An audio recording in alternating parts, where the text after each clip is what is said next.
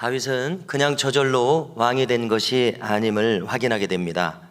하나님께서는 그를 연단의 풀무불 속에 집어넣고 또 집어넣고 또 집어넣으셨음을 읽게 됩니다. 참으로 불시험의 연속이었습니다. 그런데 가만히 생각해 보니까 왜 이렇게 하셔야 합니까? 그래야지만 그가 순전히 하나님을 쫓는 사람이 되기 때문에 그렇습니다. 불순종의 요소들, 이러한 불순물들이 빠지기 때문에 그렇습니다. 그래야 하나님만을 바라보고 의지하고 사람을 두려워하지 않는 사람이 되기 때문에 그렇습니다. 어제 제가 누가복음을 읽다 보니까 예수님 말씀에 사람은 어떤 존재인가?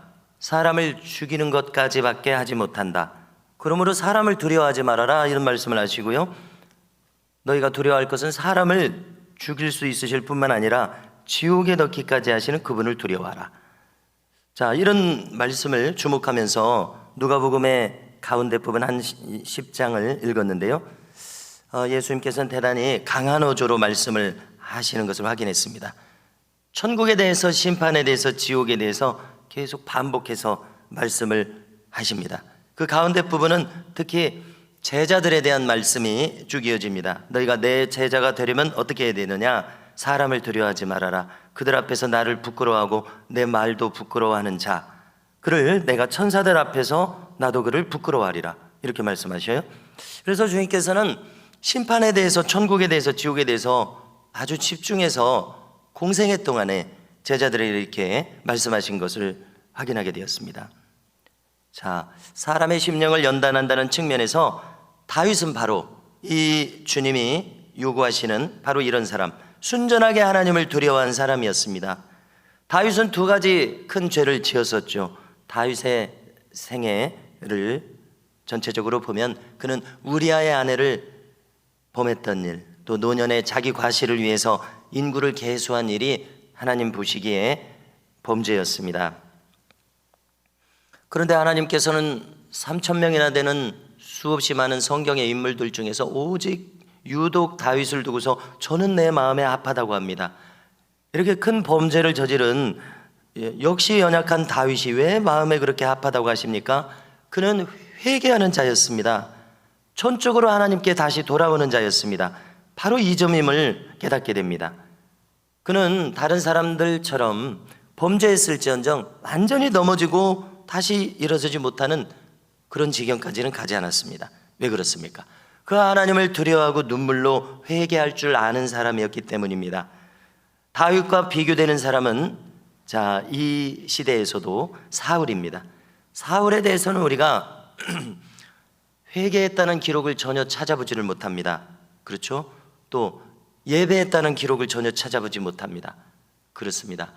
이것이 다윗과 사울의 근본적인 차이구나, 이것을 확인하게 되는 것이죠. 그래서 이렇게 순전한 자로 오게 하시려고 다윗을 거듭해서 불시험을 겪게 하심을 엿보게 됩니다. 자, 우리가 어제 본문을 보니까 다윗은 가슴을 쓸어내렸습니다.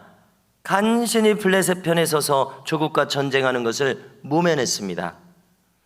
아말렉이 이 시글락을 약탈했는데요, 이제 블레셋과 이스라엘이 전쟁하기 바쁘니까 그 틈을 정보를 얻어서 노렸던 것 같습니다.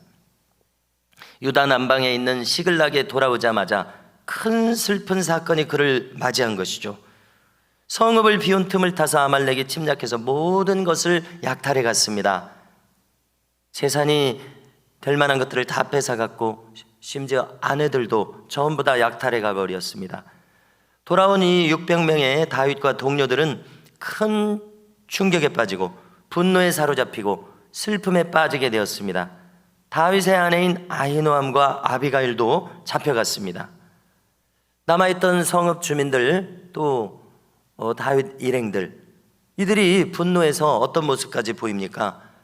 다윗 때문이다, 다윗을 돌로 치자, 이렇게까지 들고 일어섰습니다. 그들의 분노가 얼마나 크게 달했는지를 알 수 있습니다. 6절을 보니까 다윗이 크게 다급해졌다고 합니다. 지금 여기서 돌에 맞아 어떻게 될지도 모르는 상황이죠. 자, 그러나 이어지는 내용은 곧 그의 하나님 여호와를 힘입고 용기를 얻었더라 이렇게 기록합니다. 하나님께서 그의 마음을 붙드셨습니다. 이렇게 하나님께서는 사람의 심령에 역사하십니다. 어제 본문도 보니까 블레셋의 방백들이 다윗이 우리 편이 돼서 싸우면 좋겠다, 그러면은 이스라엘이 사기가 떨어지겠다, 이렇게 할 수도 있지 않겠습니까? 그런데 하나님께서는 사람의 마음을 움직이시는 분이시라 다윗 때문에 전쟁이 지게 생겼다, 이렇게 그들의 여론이 그렇게 모아지게 하신 것 같습니다. 가만히 생각해 보니까요. 그런데 이 위기의 상황에서 다윗은 하나님께서 마음에 함께 하시니까 오히려 용기가 생깁니다. 자기를 돌로 치려는 사람들을 아마 이해해 줬던 것 같습니다. 얼마나 분노가 심하면 이들이 나를 탓하면서 이렇게 괴로워할까, 그들의 마음을 이해해 주면서, 그러니까 오히려 용기를 얻었지 않았나 이렇게 생각을 해봅니다. 자, 이처럼 사람들은 금방 다윗을 그렇게 따르다가도 금방 뒤돌아설 수 있습니다. 맞이한 상황이 그들을 그렇게 만든 것이죠. 그렇기 때문에 다윗은 깨닫는 것입니다. 그렇구나, 나를 이렇게 측근에서 따르던 사람들도 나로부터 돌아설 수 있다. 사람을 의지할 수 없다. 오직 하나님만을 의지해야 된다. 이런 것을 깨닫게 되겠죠. 그래서 점점 하나님께 의지하고 그분으로부터 용기와 담대함을 얻는 사람이 되어갑니다. 다윗의 처신을 보십시오. 7절을 보니까 대제사장이었던 아히멜렉의 아들 아비아델에게 에봇을 가져오라고 합니다. 왜 그렇습니까? 에봇에는 제비뽑기 기능이 있죠. 하나님께 묻기 위해서입니다. 내가 올라가리이까 내려가리이까. 다윗은 이렇게 늘 하나님께 묻는 사람이었습니다. 8절을 보니까 내가 이 군대를 추격하면 따라잡겠나이까 묻습니다. 그래서 이제 우림과 둠밈으로 물었을 것이다, 이런 생각을 해보게 되는 것이죠. 에봇으로 물으니까요. 그러자 하나님이 응답하십니다. 그를 쫓아가라. 내가 반드시 따라잡고 도로 찾으리라. 이렇게 제비뽑기가 된 것 같습니다. 사울과 또 비교를 해봅니다. 사울은 꿈으로도 말씀하지 않으십니다. 이렇게 에봇을 가져다가 우림과 둠밈으로 물어도 우림으로도 말씀하지 않으십니다. 선지자로도 응답하지 않으십니다. 아예 하나님과의 교통이 차단된 사람이었습니다. 하나님 편에서 생각해 보면요, 하나님은 그에게 마음을 닫으셨습니다. 그에게 등을 돌리셨습니다. 얘하고는 말할 수 없다, 이런 상황이 된 것이죠. 그러나 다윗에게는 즉시 응답이 임합니다. 우림으로 제비뽑기가 될 뿐만이 아니라 마음의 확신도 주셨을 것입니다. 그렇구나, 하나님 함께 하시는구나, 이런 마음에 감동을 주시는 것이죠. 그것으로 확증하게 되는 것이죠. 이처럼 다윗은 그의 심령이 하나님과 소통하는데 잘 조율된 사람이었습니다. 우리가 추구할 바가 이것입니다. 남은 인생을 우리도 다윗처럼 하나님의 감동이 임하는 사람, 그 길을 가기를 우리 모두가 이제 소원해야 할 것입니다. 자, 이제 하나님의 응답은 떨어졌고 다윗과 그의 수하 600명이 아말렉을 추격하기 시작합니다. 그런데 이 남방 부솔 시내에 이르자 지친 병사들이 힘겨워합니다. 그들은 아마 사흘 동안 그 이스라엘의 블레셋 진영에 갔다가 다시 돌아오느라고 쉬지를 못했을 것입니다. 군사들의 행군이라고 하는 것이 그렇게 힘든 것 아니겠습니까? 그래서 200명이 지쳐서 주저앉아서 강을 건너지 못하는 겁니다. 이 부솔 시내는 유다 남방 광야에서 지중해 쪽으로 흐르는 시내더라고요.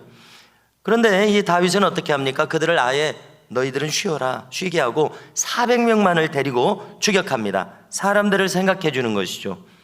그런데 이때 광야에서 애굽 소년을 하나 발견합니다. 그는 사흘간 굶었다고 이야기합니다. 음식을 주면서 물어보니까 아말렉의 종이라고 대답합니다.